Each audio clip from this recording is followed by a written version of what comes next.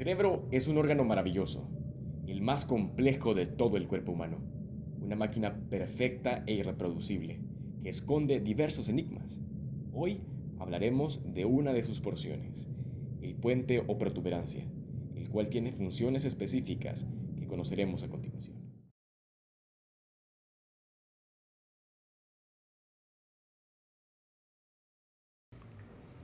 El puente troncoencefálico, también llamado protuberancia anular o puente de Barolio, es la porción del tronco del encéfalo que se ubica entre el bulbo raquídeo y el mesencéfalo. Tiene como función conectar el mesencéfalo y el bulbo raquídeo con estructuras superiores como los hemisferios del cerebro o el cerebelo. El puente tiene una longitud aproximada de 2.5 centímetros. Su nombre deriva del aspecto que presenta su superficie anterior, que parece como un puente que conecta los hemisferios cerebelosos derecho e izquierdo. La protuberancia tiene una parte basal anterior y otra posterior bien diferenciadas. La superficie anterior de la porción basal presenta un surco poco profundo en su línea media, denominado surco basilar, que aloja a la arteria basilar. La protuberancia basal se une lateralmente con los pedúnculos cerebelosos medios en las que la unión del nervio trigémino marca la transición entre la protuberancia y el pedúnculo. La raíz motora de los nervios trigémino se encuentra en una situación cefálica y medial con respecto a la raíz sensitiva, que es de mayor tamaño. Las fibras que provienen de la corteza cerebral terminan en el lado ipsilateral en las neuronas que forman los núcleos protuberanciales, y los axones de estas neuronas atraviesan la línea media y forman el pedúnculo cerebeloso medio contralateral. Por lo tanto, la parte basal de la protuberancia constituye una gran estación de relevo sináptico en la que se conectan las cortezas de ambos hemisferios cerebrales con el hemisferio cerebeloso contralateral. Los tractos córtico-espinales atraviesan la parte basal de la protuberancia antes de entrar en las pirámides. La parte posterior o tegmento de la protuberancia es similar a la mayor parte del bulbo raquídeo y el mesencéfalo, ya que contiene tractos ascendentes y descendentes y núcleos de nervios craneales. La superficie posterior de la protuberancia está formada por el suelo del cuarto ventrículo. La porción más cefálica de la protuberancia es el istmo del tronco encefálico. Se encuentra justo debajo de los pedúnculos cerebrales y los tubérculos cuadrigéminos inferiores del medio. Como podemos ver a mi izquierda, esta imagen 3D tomada del Atlas Digital Visible Body, donde podemos observar el cerebro completo y específicamente el puente y cómo este se conecta al bulbo raquídeo y las demás ramas adyacentes o los demás órganos adyacentes o partes del tronco encefálico. A continuación les explicaré la parte posterior de la protuberancia o puente, también llamado tegmento. Las principales características que se observan en las secciones de la protuberancia son su división en las regiones basal anterior y tegmental posterior, y los prominentes pedúnculos cerebelosos que podemos observar en la imagen que tengo a mi izquierda, en la cual podemos identificar cada una de estas estructuras. El tegmento de la protuberancia es estructuralmente similar al bulbo raquídeo y el mesencéfalo, y por lo tanto contiene tractos que ya encontramos en el bulbo raquídeo y componentes de varios nervios craneales. En el área central del tegmento, en los niveles medios de la protuberancia y en situación posterior al lemnisco medial en la región inferior de esta estructura, al igual que en el bulbo raquídeo y en la médula espinal, el fascículo longitudinal medial está cerca de la línea medial en el tegmento protuberancial. Los pedúnculos cerebelosos inferiores entran en el cerebelo por la parte inferior de la protuberancia. A este nivel se encuentran en situación medial con respecto a los pedúnculos cerebelosos medios y forman las paredes laterales del cuarto ventrículo. Las fibras olivocerebelosas son las más numerosas en el pedúnculo inferior, seguidas por las fibras del tracto espinocerebeloso posterior. La región del pedúnculo cerebeloso inferior, inmediatamente adyacente al cuarto ventrículo, consiste en fibras que entran en el cerebelo desde el nervio vestibular y los núcleos vestibulares, junto con fibras que proceden de partes del cerebelo relacionadas con el mantenimiento del equilibrio. La mayoría de estas últimas fibras terminan en los núcleos vestibulares de los pedúnculos cerebelosos superiores.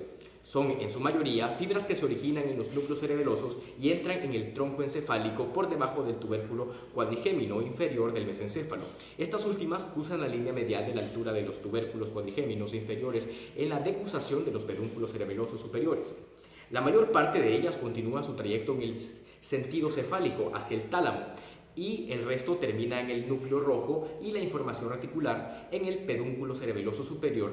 También Contiene fibras en que entran en el cerebelo y el tracto espinocerebeloso anterior y algunos axones del núcleo mesencefálico, del trigémino y el núcleo rojo.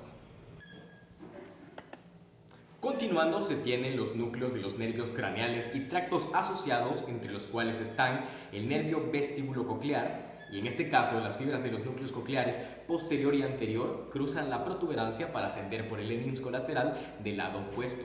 La mayoría de las fibras que se entrecruzan forman el cuerpo trapezoide que cruza el lemnisco medial. Estos tractos delgados de las fibras acústicas son difíciles de distinguir de los haces circundantes de fibras pontocerebelosas. Los axones de los núcleos codeares anteriores terminan en el núcleo olivar superior, desde donde se añaden más fibras ascendentes a la vía auditiva. Las fibras de los núcleos cocleares posterior y superior giran en sentido cefálico en la parte lateral del tegmento para formar el lemnisco lateral. Este tracto es lateral al lemnisco medial en la primera parte de su trayecto, y a continuación se mueve en sentido posterior para terminar en el tubérculo cuadrigémino inferior del mesencéfalo. Uno de los 4 núcleos vestibulares, el núcleo vestibular superior, se extiende en la protuberancia. Las fibras de los núcleos vestibulares, algunas de las cuales son cruzadas y otras directas, ascienden en el fascículo longitudinal medial que discurre junto a la línea media y cerca del suelo del cuarto ventrículo en toda la protuberancia. Las fibras terminan principalmente en los núcleos motor ocular externo, troclear y oculomotor, estableciendo conexiones que coordinan los movimientos de los ojos con los de la cabeza. Por último, el fascículo longitudinal medial también contiene otros grupos de fibras relacionadas con los movimientos de los ojos. Continuando, otro de los nervios asociados son los nervios facial y oculomotor externo. El núcleo motor del nervio facial, que inerva la musculatura de la expresión facial, es un prominente grupo de motoneuronas lipídicas situado en la parte anterolateral del tegmento. Los axones que se originan de este núcleo discurren en sentido posteromedial y forman un fascículo compacto, la rodilla interna, que se curva en el extremo inferior del núcleo motor ocular externo bajo el tubérculo cuadrigémino facial de la fosa romboidal. El haz de fibras que forma la rodilla continúa a lo largo del lado medial del núcleo del nervio motor ocular externo y describe una nueva curva en su extremo superior. Después de dejar la rodilla, las fibras pasan entre su núcleo de origen y el núcleo espinal del trigémino para salir como la raíz motora del nervio facial en la unión de la protuberancia y el bulbo raquídeo. El núcleo del nervio motor ocular externo inerva el músculo recto lateral del ojo y contiene también neuronas internucleares que se encuentran bajo el tubérculo cuadrigémino facial. Las fibras eferentes en este núcleo continúan en sentido anterior siguiendo una inclinación caudal y salen del tronco encefálico formando el nervio motor ocular externo entre la protuberancia y la pirámide del bulbo raquídeo. Los axones de las neuronas internucleares discurren por el fascículo longitudinal medial contralateral hasta la división del núcleo oculomotor que inerva el músculo recto medial. Esta disposición permite que cuando los ojos se mueven en el plano horizontal se contraigan simultáneamente el recto lateral y el recto medial contralateral. Otro nervio asociado al puente es el nervio trigémino. El tracto y el núcleo espinales del trigémino se encuentran en la parte lateral del tegmento de la mitad inferior de la protuberancia, en situación lateral con respecto a las fibras del nervio facial. El tegmento de la protuberancia también contiene otros 2 núcleos trigeminales, el núcleo protuberancial del trigémino o núcleo principal, que está situado en el extremo superior del núcleo espinal del mismo nervio. Recibe fibras para el sentido del tacto, en especial el epicrítico. Las fibras del núcleo protuberancial del trigémino se extienden hasta el tálamo junto con las del núcleo espinal en el tracto trigémino-talámico anterior. El tracto trigémino-talámico posterior consiste en fibras cruzadas y directas que se originan exclusivamente en los núcleos protuberanciales del trigémino. También se puede afirmar que todas las fibras origiminotalámicas componen el lemnisco trigeminal. El núcleo motor, que es medial al núcleo protuberancial del trigémino, contiene las motoneuronas que inervan los músculos de la masticación, entre otros. El núcleo mesencefálico del nervio trigémino es una columna delgada de células que se encuentra bajo el borde lateral de la parte superior del cuarto ventrículo y se extiende hasta el mesencéfalo. Estas neuronas unipolares presentan la particularidad de que son cuerpos celulares de neuronas sensitivas primarias, por lo que son el único grupo de este tipo de neuronas del sistema nervioso central. Los axones de estas neuronas unipolares forman el tracto mesencefálico del nervio trigémino. La mayoría de ellos se distribuye a través de las divisiones mandibulares del nervio hasta las terminaciones propiosépticas de los músculos de la masticación. Ahora les hablaré de la parte anterior o basal de la protuberancia. Esta es especialmente grande en el ser humano debido a sus conexiones con las cortezas de los hemisferios cerebrales y cerebelosos.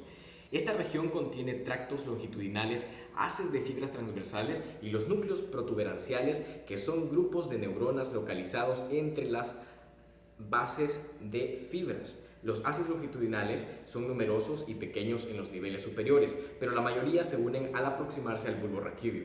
Los tractos longitudinales son fibras descendentes que entran en la protuberancia desde los pedúnculos basales del mesencéfalo.